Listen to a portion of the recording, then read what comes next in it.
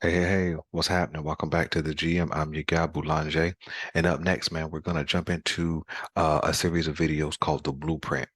And so the Blueprint, man, will be a series of videos where we lay out a plan for the Baltimore Ravens to land in the 2023-2024 Super Bowl.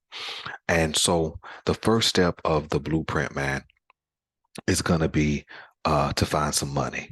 Okay, so just give me a second, man. Let me get this popped up. I want to show you guys what we're going to have to do in order to make this thing work so we can get this Super Bowl. Because I know as Ravens fans, man, we become accustomed to winning. And so in order for us to win, we're going to have to find some money. All right. So the blueprint, and so we're gonna go step one. And step one, man, is gonna be cap casualties. Uh Unfortunately, man, it's gonna be some fan favorites we see where we got to cut so we can get that money. So let's go. First up is Gus Edwards. Cutting Gus Edwards. Is going to be something we have to do. Gus Edwards has a cap hit of 5.6 million, and cutting him will produce a savings of 4.3 million. The Baltimore Ravens have an estimated $28 million in cap space. When you add this 4.3 million, you have 28, you have $32.3 million in cap space. Okay.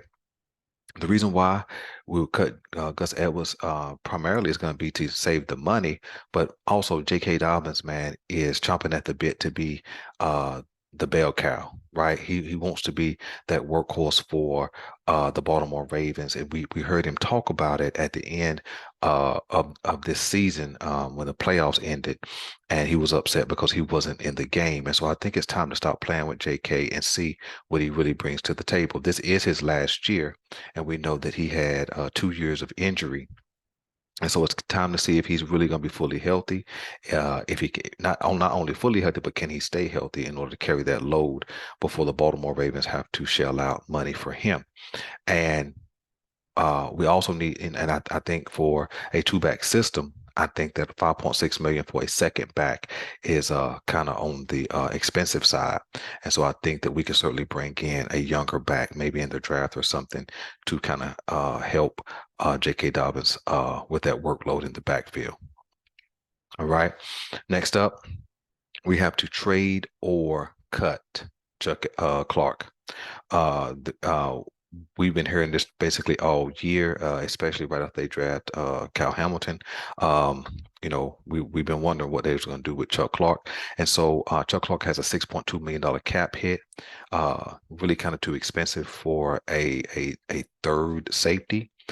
They cut Chuck Clark, they'll save 3.4 million, so a little more than half.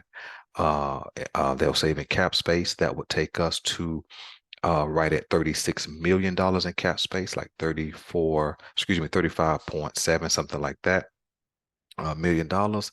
And the reason why, simply put, is Cal Hamilton. Cal Hamilton, from the middle of the season, came on strong, making big hits, showed cover skills. He was able to get down in the nickel corner spot. Uh, he was able to rush the passer. So Cal Hamilton was able to do it all.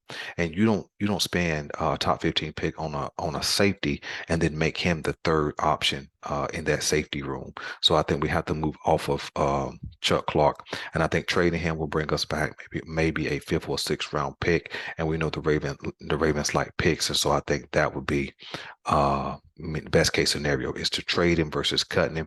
But either way, I think he has to go away from Baltimore this year. All right, next up. Next up, we have to extend or cut Calais Campbell.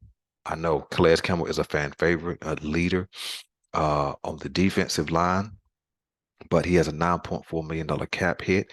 And if we cut him or extend, well, excuse me, if we cut him, we'll save $7 million.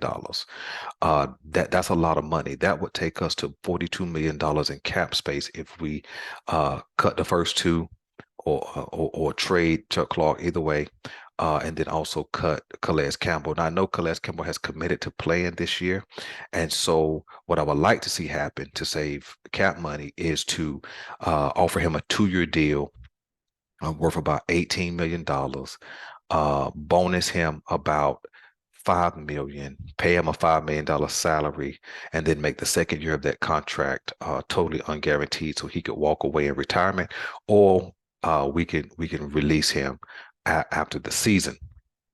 But if we can't do that extension and get that cap number down, we have to release him because that $7 million will be super beneficial to the Baltimore Ravens. All right. Next up, we have to extend or cut Kevin Zeitler. I understand that Kevin Zeitler has been rock solid for the Baltimore Ravens at that right guard position. I think he's only missed one game in his time with Baltimore, but Kevin Zeitler, for a 33, 34-year-old right guard, has a $9.4 million cap hit. And if we cut him, we would save $6.5 million, which here we are again with a lot of money that we could save, which would take us to about $48.5 million in cap space, give or take a little. Uh, the reason why we do that is simply the money, right? But we could certainly, I think this is Kevin Zeitler's last year, so we could certainly extend him in a similar kind of deal that we would do with Calais Campbell to keep them on the team, maybe a 2-year deal worth about, 17 million, something like that. Bonus him 5 or 6 million, pay him maybe a $4 or $5 million salary. That way he gets his full salary, and then make the second year totally non-guaranteed so that we could get free if we needed to in the 2024 season. So that's what has to be done with Kevin Zeitler. Okay. We have to trade Devin Duvernay. Now, this is a trade or keep, but Devin Duvernay has a $4.5 million cap hit, and for a third or fourth receiver, that's pretty high. Especially with him still being on his rookie deal. If we cut him, we'll only save 2.1 million, so about half or a little less than half of his cap hit.